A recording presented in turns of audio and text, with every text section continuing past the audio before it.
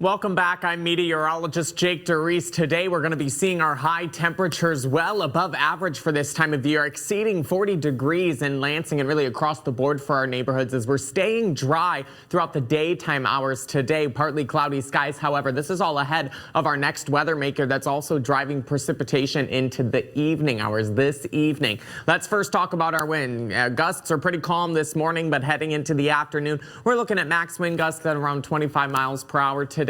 Nothing too crazy. Again, a big improvement over the past couple of days. Really, this entire week we've been watching our winds. Those should die down in the overnight hours, but let's track our precipitation. This is really the main impact. We'll have this southern low pressure system start to track north. Ahead of it, we'll start to see rain move in the early evening hours, possibly around 7-8 p.m. this evening, continuing as rain into the overnight hours. Once this low pressure, though, starts to track off to the east, just south of the state of Michigan, will allow our temperatures to cool down a bit and allow for some mixing starting in our northern neighborhoods, then making its way south throughout the entire afternoon. Now, we have had some trends as of this morning really show that we could be warm throughout the entire period, giving an all rain event. However, we are still expecting to see, due to our temperatures cooling to right around freezing, to see that mixed precipitation. We'll see it here in our more localized view. So here's the rain moving in this evening. We're looking at 11 p.m. continuing as rain into the overnight hours, but then you'll start to see the mixing occur by the time we even get to 11 a.m. in areas along and north of I-96, continuing south as we go throughout the day.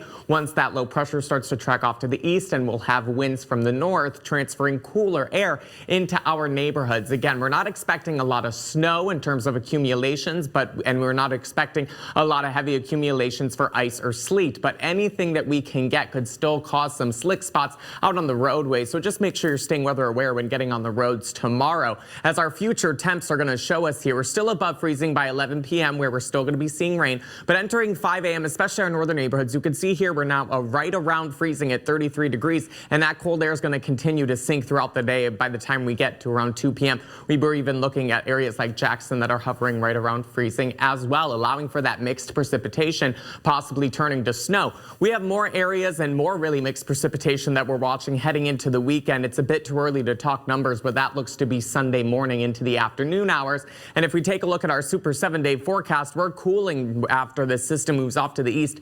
We're starting the weekend on Saturday dry, but high temps at 27 degrees. We'll warm back on Groundhog Day on Sunday at 40 degrees, where we're looking at that rain and snow chance. We'll watch it carefully. Heading into a brand new week, we're looking to stay dry on Monday, 33 degrees, cooling into the upper 20s on Tuesday. We do have a chance for some snow on Wednesday as we warm back up to around freezing, right where we should be for this time of year at 32 degrees.